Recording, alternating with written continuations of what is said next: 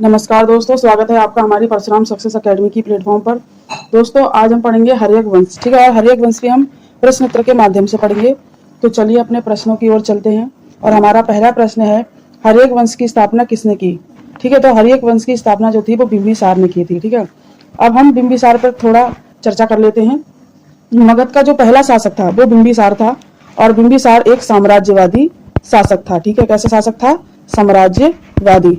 इसने अपने साम्राज्य को बढ़ाने के लिए वैवाहिक संबंधों का सहारा लिया। बिंबिसार बौद्ध धर्म का अनुयायी था। ठीक है, बिंबिसार बौद्ध धर्म का अनुयायी था। इसने बुद्ध को, गौतम बुद्ध जो थे उनको, बुद्ध को वैलुवन,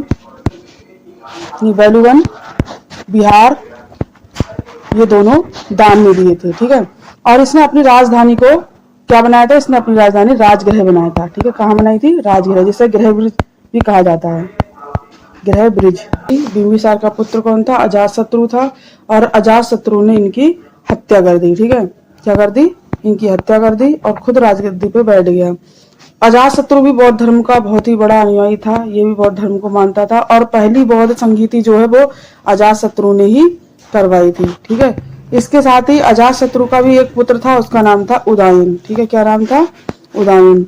और उदयन ने क्या करा कि इसने अजातशत्रु की हत्या कर दी। ठीक है, इसने अपने पिता की हत्या कर दी, इसलिए इस वंश को पितृ हंता वंश भी कहा जाता है। ठीक है, और उदयन ने पाटली नगर बसाया। ठीक है, क्या बसाया?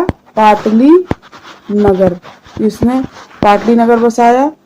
अगला प्रश्न है, बिंबिसार किस तीर्थंकर के समकालीन थे? तो बिंबिसार 24वें तीर्थंकर के समकालीन थे। 24वें तीर्थंकर कौन थे? 24वें तीर्थंकर थे महावीर स्वामी। ठीक है, उनके ये समकालीन थे। प्रश्न है, हर्यक वंश की राजधानी कहाँ थी? तो हर्यक वंश की राजधानी राजगृह थी। ठीक है, कहाँ थी? राजगृह।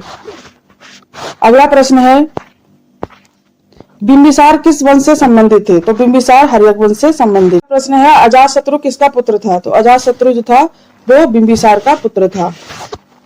अगला प्रश्न है, हर्यक वंश की स्थापना किसने की थी? तो हर्यक वंश की स्थापना बिंबिसार ने की थी। अगला प्रश्न है, हर्यक वंश की राजधानी कहाँ थी? ठीक है, तो हर्यक वंश की राजधानी कहाँ थी? राजगृह थी। ठीक है, कहाँ थी? राजगृह। अगला प्रश्न है, पाटलिपुत्र की स्थापना किसने की थी? ठीक है, तो पाटलिपुत्र की स्थापना उदयन ने करी थी। किसने करी थी? उदयन ने। ठीक है, और उदयन कौन था? उदयन जो था वो अजातशत्रु का पुत्र था। और अजातशत्रु कौन था? अजातशत्रु बिंबिसार का पुत्र था। और ये तीनों कौन थे? ये तीनों हर्यक वंश के राजा थे। ठीक है, और यदि हम नंदीवर्धन की बात करें तो नंदीवर्धन जो था वो शिशुनाग वंश का राजा था। ठीक है, शिशुनाग वंश का राजा था, और ये जो था मगध, इसने मगध पे शासन किया था। ठीक है, शिशुनाग वंश पे नंदीवर्धन ने। हर्यक वंश का अंत किसके द्वारा हुआ? ठीक है, तो हर्यक वंश का अगर हम अंत की बात करें तो हर्यक वंश का अंत जो है वो शिशुनाग के द्वारा हुआ, शिशुनाग वंश के द्वारा हुआ। ठीक है, और शिशुनाग वंश के द्वारा तो इसका अंत हुआ, लेकिन उस समय हर्यक वंश का जो शासक था, अंतिम शासक, उसका नाम था नागदशक। ठीक है, क्या नाम था? नागदशक। नागदशक उस समय अंतिम शासक था।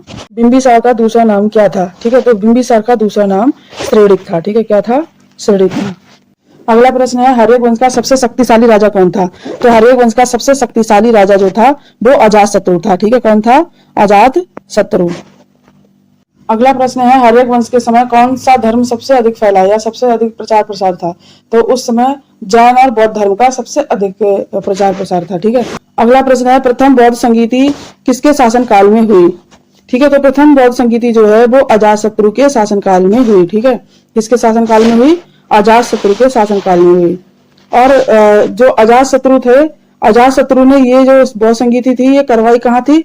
ये राजगृह में करवाई थी। कहाँ करवाई थी? राजगृह में। और इसे बौद्ध संगीति का जो उद्देश्य था वो था गौतम बुद्ध की शिक्षाओं को संरक्षित करना। ठीक है, गौतम बुद्ध की शिक्षाओं को संरक्षित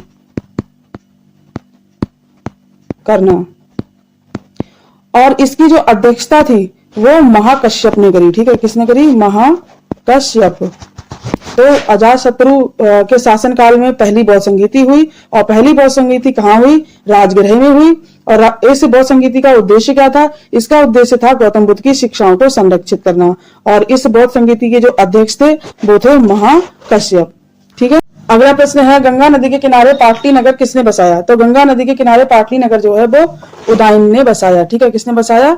उदायन ने बसाया, और उदायन ने बाद में इसे अपनी राजधानी बना लिया। ठीक है, पाटलिपुत्र को अपनी राजधानी बनाने वाला जो शासक था वो उदायन था, और पाटलिपुत्र नगर बसाने वाला शासक था वो भी उदायन ही था। ठीक है, और उदायन ने अपने पिता की हत्या करी। पिता इनके अजातशत्रु थे। अपने पिता अजातशत्रु की हत्या करी और गद्दी पर बैठ गए, और अजातशत्रु ने भी अपने पिता बिंबिसार की हत्या करी और गद्दी पर बैठ गए। इसलिए इस वंश को पितृहंता वंश भी कहा जाता है।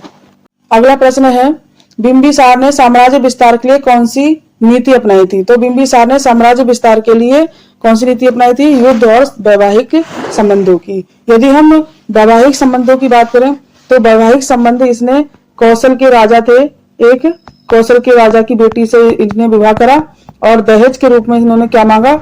इन्होंने काशी मांग लिया। ठीक है, और काशी तो इन्हें प्राप्त हुआ ही, इसके साथ ही साथ इनके कौशल से भी संबंध मजबूत हो गए। इसके साथ ही साथ इन्होंने वैशाली की एक राजकुमारी थी। ठीक है, कहाँ की? वैशाली। वैशाली की एक राजकुमारी थी, इनका नाम था चेलन्ना। ठीक है, क्या नाम था? चेलन्ना। चेलन्ना से इन्होंने विवाह किया और उत्तरी सीमा पर सुरक्षा सुनिश्चित करी। सीमा से इन्होंने विवाह किया और उत्तरी जो सीमा थी वहां पर उन्होंने अपनी सुरक्षा सुनिश्चित करी। ठीक है, क्या करी? सुनिश्चित। इसके साथ ही इन्होंने मद्र एक राज्य था पंजाब में, तो पंजाब की एक राजकुमारी थी क्षेमा। ठीक है, क्षेमा, उनसे इन्होंने विवाह किया। इस तरह से इन्होंने अनेकों विवाह करके अपने साम्राज्य का विस्तार किया। साथ ही इन्होंने कुछ कूटनीतियां अपनाई, जैसे कि इन्होंने विभिन्न राज्यों के साथ मैत्रीपूर्ण संबंध स्थापित किए।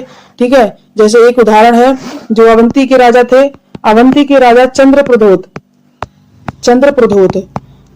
जब वो बीमार हो गए थे तो उनके लिए इन्होंने अपने राज्य जो इनके राज्य के जो राज्य वैद्य थे उनको इन्होंने जीवक को भेजा था। ठीक है, इनके जो राज्य वैद्य थे उनका नाम क्या था? जीवक। तो उन्होंने जीवक को इनके इलाज के लिए भेजा था। इसके साथ ही इन्होंने, तो युद्ध में सबसे बड़ा उदाहरण है। ठीक है, युद्ध का जो सबसे बड़ा उदाहरण अगर हम देखें तो जो राजा बृहदत्त थे, ठीक है, अंग के राजा बृहदत्त थे, जो बृहदत्त, उनको हराकर उनके राज्य पे इन्होंने कब्जा कर लिया। ठीक है, अगला प्रश्न है, अजातशत्रु ने किस गणराज्य को हराकर मगध मिला लिया? तो इन्होंने वैशाली को हराकर मगध मिला लिया था। ठीक है, वैशाली को हराकर अपने मगध में इन्होंने मिला लिया था।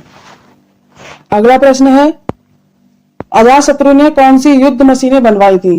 तो अजातशत्रु ने कौन कौन सी युद्ध मशीनें बनवाई थी?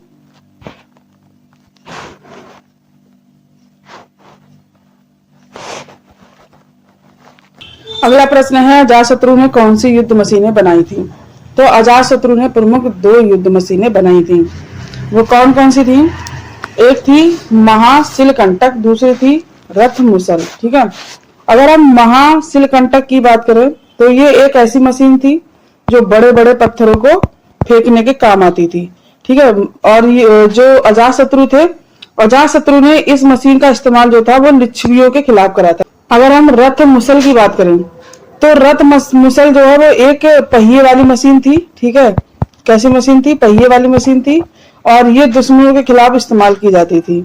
इसके साथ ही साथ इन मशीनों के साथ ही साथ अजातशत्रु ने हथियारों और घेराबंदी प्रणाली का भी निर्माण करा। हर्यक वंश का अंतिम शासक कौन था? तो हर्यक वंश का जो अंतिम शासक था वो था नागदशक। ठीक है, कौन था? नागदशक। और नागदशक को किसने हटाया था?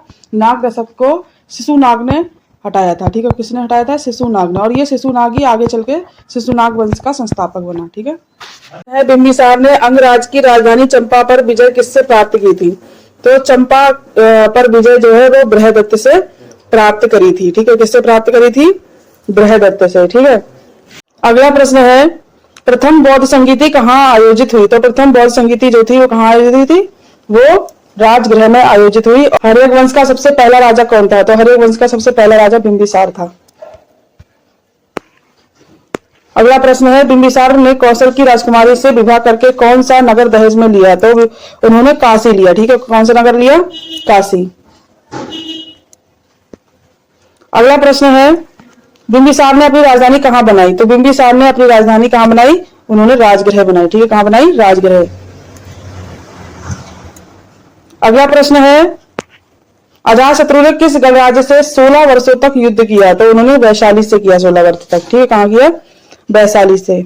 अगला प्रश्न है हर्यक वंश का सबसे पहला राजा कौन था? तो सबसे पहला राजा बिंबिसार था। ठीक है, कौन था? बिंबिसार। अगला प्रश्न है हर्यक वंश के किस राजा का संबंध भगवान बुद्ध से था? तो हर्यक वंश के जो राजा थे बिंबिसार, उनका संबंध भगवान बुद्ध से था। अगला प्रश्न है बिंबिसार की राजधानी राजगृह कितनी पहाड़ियों से घिरी हुई थी? ठीक है, तो वह 5 पहाड़ियों से घिरी हुई थी। कितनी पहाड़ियों से घिरी हुई थी? 5 पहाड़ियों से। अगला प्रश्न है अजात शत्रु के समय कौन सी बौद्ध संगीति हुई थी? तो अजात शत्रु के समय प्रथम बौद्ध संगीति हुई थी। ठीक है, कौन सी बौद्ध संगीति हुई थी? प्रथम। और ये कहाँ हुई थी? राजगृह में हुई थी। ठीक है, और ये इसके जो अध्यक्ष थे वो कौन थे? महाकश्यप थे। ठीक है, कौन थे? महाकश्यप। अगला प्रश्न है अजातशत्रु के बाद उसका उत्तराधिकारी कौन बना? तो अजातशत्रु के बाद उसका उत्तराधिकारी उदयन बना, अपने पिता की हत्या करके। हर्यक वंश का तीसरा शासक कौन था? हर्यक वंश का तीसरा शासक उदयन था। ठीक है, कौन था? उदयन था।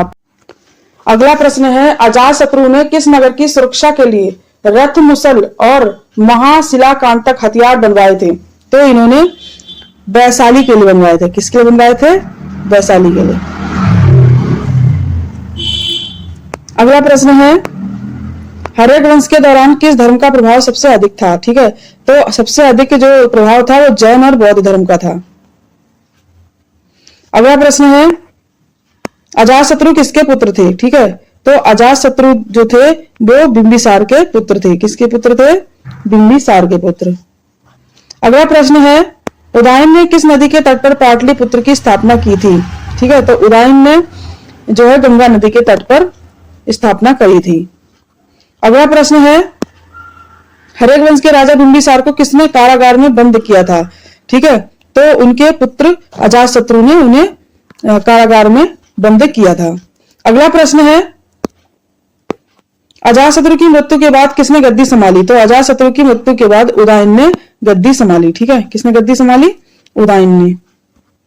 अगला प्रश्न है बिंबिसार किस महाजनपद के राजा थे? ठीक है, तो बिंबिसार जो थे वो कहां के राजा थे? मगध के। अगला प्रश्न है अजातशत्रु के समय किस धर्म परिषद का आयोजन किया गया था? तो अजातशत्रु के समय प्रथम बौद्ध संगीति का आयोजन किया गया था। प्रश्न है हर्यक वंश की राजधानी कहाँ थी? ठीक है, पहले कहाँ थी? तो हर्यक वंश की राजधानी जो थी पहले राजगृह थी। कहाँ थी? अगला प्रश्न है बिंबिसार किसके समकालीन थे? तो बिंबिसार जो थे वो गौतम बुद्ध और महावीर स्वामी दोनों के ही समकालीन थे। ठीक है, तो इसका उत्तर होगा दोनों। अगला प्रश्न है अजातशत्रु ने किस राज्य की राजकुमारी से विवाह किया? तो अजातशत्रु ने कौशल राज्य की राजकुमारी से विवाह किया। ठीक है, उदयन ने किस नगर को अपनी राजधानी बनाया? तो उदयन ने पाटलिपुत्र को अपनी राजधानी बनाया। अगला प्रश्न है हर्यक वंश के शासकों ने किस धातु का अधिक प्रयोग किया? ठीक है, तो उन्होंने किसका अधिक प्रयोग किया? लोहे का। ठीक है, किसका प्रयोग किया? लोहे का। अगला प्रश्न है बिंबिसार की मृत्यु किस प्रकार हुई? ठीक है, तो बिंबिसार की जो मृत्यु हुई थी उनके पुत्र ने उनको कैद करके फिर उनकी हत्या कर दी थी। ठीक है, अगला प्रश्न है हर्यक वंश का पतन किसके कारण हुआ? तो हर्यक वंश का जो पतन था वो जनता के विद्रोह के कारण हुआ। किसके कारण हुआ? जनता के विद्रोह के कारण।